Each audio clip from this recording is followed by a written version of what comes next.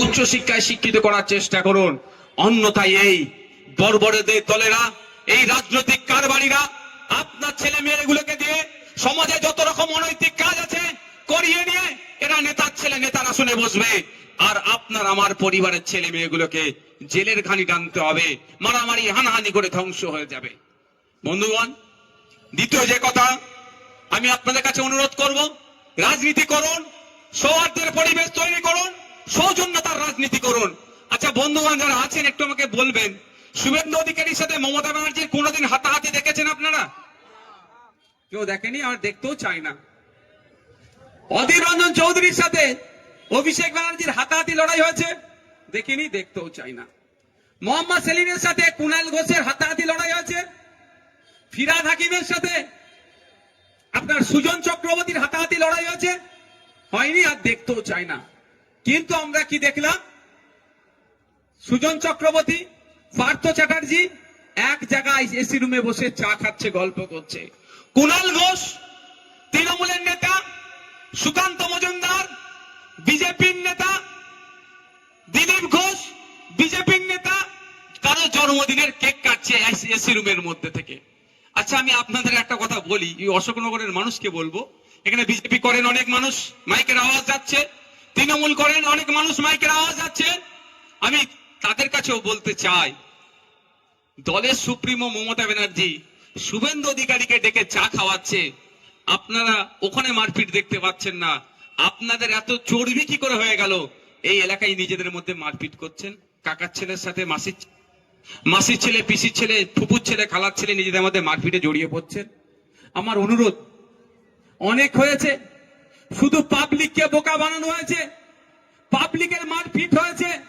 নেতারা সন্ধ্যেবেলায় টিভির সামনে বসে সাজুগুজু করে, সাজুগুজু বলছে এই জন্যই, ওই সন্ধ্যাবেলা যারা বসে অনেকে দেখবেন সব কি বলে গো মেয়েরা করে, হ্যাঁ মেকআপ করে বসে। আমার নিজের অভিজ্ঞতা, ওই আমি একটা ডিবেটে যাচ্ছি, ও আমাকে বলছে এই যে আমাকেই মেকআপ করাতে এসেছিল। আমি না ভাই, আমার ফাটাফুটি যা আছে এতেই চলে যাবে। তো সন্ধ্যাবেলা এরা মেকআপ করে বসে বসে আপনার আমার হয়ে কথা বলে, আপনি আমি কি ভাবি এটাই আমার প্রাণের বন্ধু।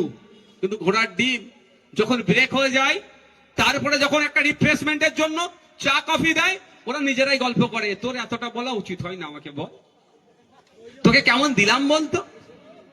ওরা ঠিক আছে, শুধু বোকা বাক্সর সামনে বলে, টিভি বোকা বাক্স, ওর সামনে বসে আপনাকে আমাকে বলে নাকি আপনার আমার জন্য কত লড়াই আমি করছি। কি হবে? লড়াই হবে? ওরা লড়াই করে না, আপনাকে আমাকে লড়িয়ে দেয়।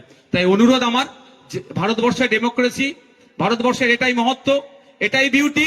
যার যে দল ভালো লাগবে করবেন, যে যার ভালো লাগবে ঝান্ডা ধরে ঘুরবেন। যদি মমতা ব্যানার্জি শুভেন্দু অধিকারীকে বিধানসভার এসি রুমে বসে চা খাওয়াতে পারে, তাহলে কেন এখানে আইএসএফ এর নেতাদেরকে অন্যান্য নেতারা লোকাল স্তরের কেন নিজেদের মধ্যে লড়াই জড়াবে? তা আমি অনুরোধ করে যাবো একটা, কে আইএসএফ, কে বিজেপি, কে তৃণমূল, কে সিপিএম, কে কংগ্রেস দেখার দরকার নাই। ওরা যদি এসি রুমে বসে চা খেতে পারে, আমরা অন্তত এসিতে না বসতে পারলেও নন এসিতে বসে একসাথে আমরা চা খাবো। আর আমাদের মধ্যে যার টাকাটা একটু বেশি থাকবে তাকে বলতে হবে ভাই তুমি বিলটা মেটাও। হবে তো নাকি ভাই? কেন কার জন্য মারপিট করবেন? তৃণমূলের জন্য? যখন তখন আপনাকে পার্টি থেকে বার করতে দেবে, হচ্ছে না? কি করবেন আপনি? যে দাদা দিদির জন্য আপনি মারপিট করবেন?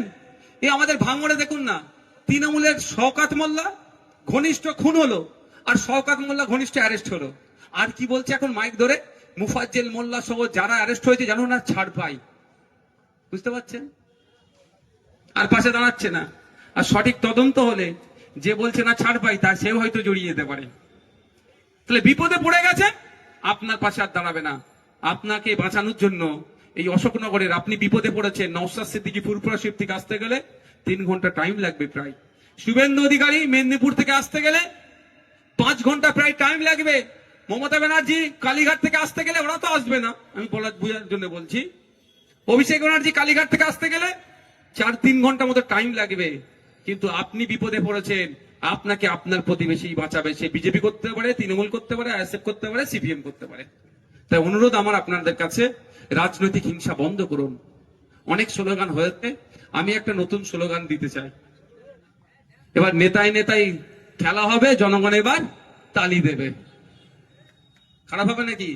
এতদিন তো জনগণকে লড়িয়ে দিয়েছেন আপনি, এবার একটু নেতারা মারপিট করুক, জনগণ একটু দেখুক গ্যালারিতে বসে। এতদিন নেতারা গ্যালারিতে বসেছিল আর জনগণদের লড়িয়েছিল, এবার জনগণকে বলতে হবে নেতাই নেতাই লড়াই চাই, জনগণ